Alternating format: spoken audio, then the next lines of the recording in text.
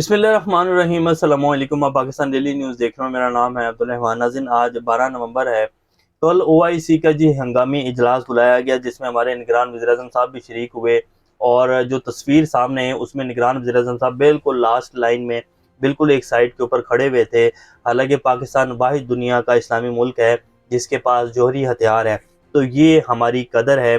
और ये शख्सियत का बड़ा असर होता है कि कौन से बंदे की क्या अहमियत है, पाकिस्तानी आवाम उसको कैसे देखती है और किस तरह पाकिस्तान के निज़ाम ने उसको वज़ीर-ए-आज़म बनाया। तो ये चीज़ें बहुत ज़्यादा असर रखती हैं और ये बाहर के ममालिक को पता होती हैं कि पाकिस्तान में क्या चल रहा है, किस शख्स की क्या वैल्यू है, किस शख्स के पीछे पाकिस्तान की आवाम खड़ी है या नहीं खड़ी, और ये शख्स कैसे पाकिस्तान के इस ओहदे के ऊपर विराजमान हुआ है। तो इसलिए वो भी उसी तरह मिलते हैं। वो कहते हैं ना, जैसा मुँह वैसी चपेट, तो वैसा हिसाब होता है। पर खैर OIC का इस एलामिया वो जारी कर दिया गया है और तमाम इस्लामी ममालिक हैं उन्होंने दोबारा वही बात दोहराई है कि जी हम इसराइल से मुतालबा करते हैं और मज़म्मत करते हैं। बस ये हमारे इस्लामी ममालिक के औकात है।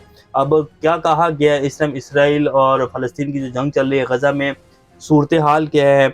14,000 फ़लस्तीनी इस टाइम शहीद हो चुके हैं और 2 से 4 घंटे की जंग बंदी होती है, उसके बाद इसराइल फिर बमबारी करता है। फ़लस्तीनियों के अब जो इलामिया जारी किया गया OIC का, फ़लस्तीनियों को कत्ले आम पर मुस्लिम दुनिया दहशतगर्द इसराइल को वाज़ेह पैगाम देने में नाकाम हो गई।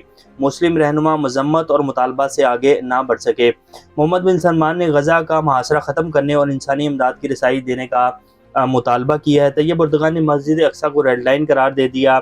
ईरानी सदर ने कहा कि गज़ा के मुसलमानों की अल्लाह मदद कर रहा है। फ़लस्तीनी सदर महमूद अब्बास ने गज़ा में जंग बंदी ना होने का ज़िम्मेदार अमरीका को और मगरबी दुनिया को ठहरा दिया है।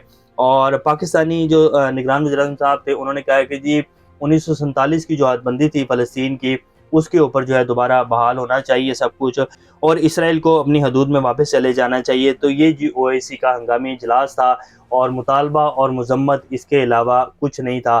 तमाम इस्लामी ममालिक अगर इकट्ठे होकर ये कहना कि इसराइल को हम बिल्कुल भी कबूल नहीं करेंगे, और इसराइल ने अगर अब जंग बंदी नहीं की तो हम इसराइल की जो तमाम इस्लामी ममालिक हैं, जो कि हमने फ़ौज भी बनाई हुई है जिसके सरबराह जनरल आइल शरीफ साहब हैं, वो हैं इसराइल को नानी याद करवा देंगे। तो इसराइल अगले घंटे में जंग बंदी का ऐलान कर देगा। लेकिन ये बात करने के लिए बड़ा पानी चाहिए और बड़ी हिम्मत और हौसला चाहिए, जो कि शायद इस वक्त के मुस्लिम हुक्मरानों में नहीं है। और ये फतवे अब दिलवाए जा रहे हैं कि ये एक जंग फितना है और अमेरिका इसके ज़रिए एक नई जंग इस खित्ते में छेड़ना चाहता है। और शायद ऐसा हो भी, इसमें कोई शक नहीं है, अमेरिका इस खित्ते को कभी भी पुरअमन नहीं देखना चाहता। लेकिन क्या हम यही सोच कर बैठे रहेंगे कि जी ये एक फितना है और हमने सिर्फ मुतालबे और मज़म्मत ही करनी है? तो फिर अगला नंबर वो किसी भी मुल्क का हो सकता है और इसी तरह ये सिस्टम आगे चलता रहेगा और हम सारे मुस्लिम ममालिक यही कहते रहेंगे ये फितना था, पहले उस मुल्क में आग लगी हुई थी, अब दूसरे में लग गई है, तो ये हम सबको फंसाने का एक तरीका है। तो हम सब यही कहते रहेंगे। अब आ जाते हैं जी पाकिस्तान की सूरत हाल के ऊपर। इससे पहले अगर आप लोगों ने चैनल को सब्सक्राइब नहीं किया तो रेड बटन को प्रेस कर लें और बेल आइकॉन को भी प्रेस कर लें, ताकि लेटेस्ट अपडेट्स आप लोगों को मिलती रहें और ये जो हमारा ताल्लुक है ऐसे ही जुड़ा रहे। असद उमर साहब ने कल ट्वीट किया और उन्होंने कहा कि जी मैं पार्टी को छोड़ रहा हूं और पार्टी की जो रुकनीत है उससे भी इस्तीफा दे रहा हूं। और फिर उन्होंने एक दफ़ा बयानिया दोहराया कि जी पाकिस्तान के जो अदारे हैं, पाकिस्तान की जो हमारे सिक्योरिटी के अदारे हैं, रियासती इदारों के साथ तसादुम की तरफ नहीं जाना चाहिए। और इस पॉलिसी की मैंने हमेशा से वो की थी और कभी भी मैं इसका हामी नहीं था। और फिर उन्होंने ये भी कहा था कि जी मेरे साथ तो कभी भी ऐसी कोई मीटिंग नहीं, हालांकि कोर कमेटी के बड़ी सीनियर इनके पास सेक्रेटरी थे, ये बड़ा ओहदा होता है कोर कमेटी का, इन्हीं लोगों के साथ तो बैठकर वो सारे मामला तय पाते हैं। तो इन्होंने कहा कभी भी किसी मीटिंग में ऐसे में शामिल नहीं था जिसमें ये कहा गया हो कि जी रियासती इदारों के ऊपर हमला होना है, करना है और कोई ऐसी पॉलिसी बनाई हो। तो फिर ये कैसे कह सकते हैं कि जी PTI की ये पॉलिसी थी कि जी रियासती इदारों पर हमला करना है। पर खैर उन्होंने गुस्सा निकाला और उसकी वजह ये थी, जो कि शेर अफजल खान मरवत साहब ने बता दिया आप कल, कि जी इन्होंने मेरे ज़रिए काफ़ी दफ़ा पैगाम भिजवाए इमरान खान साहब को, जी ये पार्टी में वापस आना चाहते हैं। जब इन्होंने पहली प्रेस कॉन्फ्रेंस की थी उसके थोड़े दिन बाद ही इन्होंने शुरू कर दिया था कि जी मैं वापस आना चाहता हूँ, मुझसे गलती हो गई है। फिर जब खान साहब ने इनकार कर दिया, फिर इन्होंने असद कैसर के ज़रिए मुझ तक पैगाम पहुँचाया और मैं खान साहब से लाहौर मिलने गया। उन्होंने कहा कि अगर तुमने ये कहने आना है मुझे और इसलिए आ रहे हो कि असद उमर, फवाद चौधरी, इन सब लोगों को वापस ले लो, تو یہ بالکل نہیں ہوا. خاص طور پہ ان 3-4 لوگوں نے جنہوں نے دوسرے تیسرے دن پریس کانفرنس کر دی تھی اور مذمت کر دی تھی، ان لوگوں نے پارٹی کو بہت نقصان پہنچایا، اور جتنے بھی ورکرز تھے ان کا حوصلہ اصل میں ان لوگوں نے توڑا ہے. تو ان لوگوں کو تو کسی صورت میں واپس نہیں لوں گا. تو یہ غصہ تھا جو کل اسد عمر صاحب نے نکالا ہے، کیونکہ ان کو پتہ چل گیا تھا کہ میری کوئی ویلیو نہیں ہے، اب مجھے خان صاحب بالکل واپس نہیں لیں گے. اور فواد چودھری صاحب بھی جو ہیں وہ آپ نے دیکھا ہوگا کہ وہ جو ہے جب استحکام پاکستان پارٹی کی پہلی پریس کانفرنس تھی تو اس میں وہ بڑے عجیب سے منہ بنا رہے تھے، پھر وہ چپ بھی ہو گئے. تو ان کی بھی واپسی کا کوئی راستہ نہیں ہے، کیونکہ یہ وہ سب لوگ تھے جنہوں نے عوام کو جو ہے اس نہج تک لے گیا ہے تیرا باپ بھی دے گا آزادی، اور بعد میں دوسرے دن پریس کانفرنس کر کے بھاگ گئے تھے.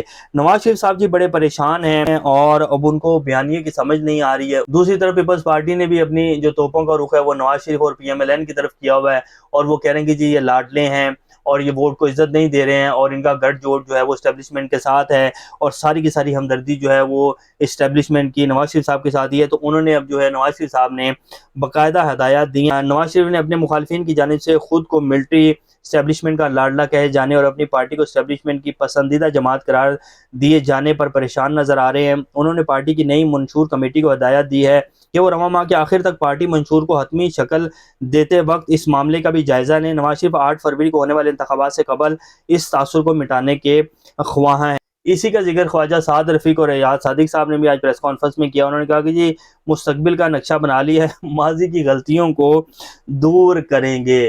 دیکھیں جی وہی بیانیہ سامنے آ گیا کہ ماضی کی غلطیاں ہوئی ہیں، اب ہم جو ہے اگلا نقشہ بنا لیا ہے اور اب ہم پاکستان کو آگے لے کر جائیں گے. ماضی ابھی یہ 2-3 ماہ پہلے کی بات ہے، تو انہوں نے ماضی کی غلطیاں پھر انہوں نے دہرانا شروع کر دیا کہ جی بڑی غلطیاں ہوئی ہیں ہم سے اور اب ہم پاکستان کو آگے لے کر جائیں گے. تو یہ جی اس ٹائم پاکستان کی کچھ سیاست کے حالات ہیں، اور PI کی نجکاری کے لیے بھی معاملات خراب ہوتے نظر آ رہے ہیں. آج پیپلز پارٹی کے جو سینئر رہنما سلیم مانڈوی والا جو کہ سینیٹر بھی ہیں، انہوں نے اعتراضات اٹھاتے ہوئے کہا کہ PMLN قومی ایئر لائن کو اپنے کسی چہیتے کو دینے کی کوشش کر رہی ہے. نگران وفاقی وزیر نجکاری فواد حسن فواد نے ایک اجلاس بلایا جس میں سعد رفیق نے بھی شرکت کی. تو کیا یہ شفاف نجکاری ہوگی؟ PI کی نجکاری تو سلیکٹڈ نجکاری ہے، اگر ایسا ہوا تو ہم عدالت جائیں گے.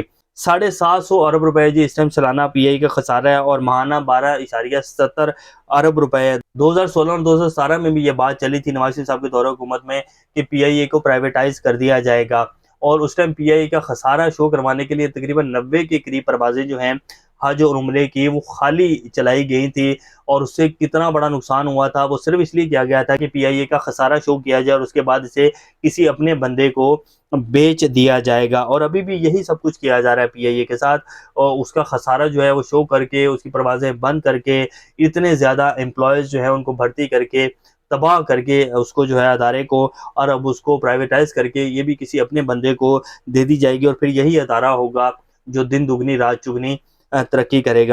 تو یہ صورتحال اور پیپلز پارٹی کہہ رہی ہے کہ جی ایسے تو نہیں ہوگا، کدو بٹے گا تو سب میں بٹے گا، اور اگر صرف PMLN میں ہی بٹے گا تو پھر ہم یہ ہونے نہیں دیں گے. تو یہ جی اس ٹائم کی پاکستان کی تازہ ترین صورتحال ہے، اور الیکشن سے جو ہیں ڈرے ہوئے ہیں، اور نواز شریف صاحب کو سمجھ نہیں آ رہی کہ ووٹ کیسے ڈلے گا. اور یہی تمام تر پارٹیاں جو ہیں سوائے پیپلز پارٹی کے ان کی صورتحال ہے. پیپلز پارٹی کو پتہ ہے کہ ہمیں سندھ میں تو حکومت مل ہی جائے گی، باقی اللہ وارث ہے، کوئی بات نہیں، باقی ہم سیٹ ایڈجسٹمنٹ کر کے کچھ نہ کچھ سیٹیں نکال ہی لیں گے. تو یہ اس ٹائم کی جی تازہ ترین کچھ اپڈیٹس ہیں. انشاءاللہ نیکسٹ اپڈیٹ سے دوبارہ بالکل سامنے حاضر ہوں گے. تب تک اپنا اور سین کا خیال رکھیے گا. اللہ حافظ.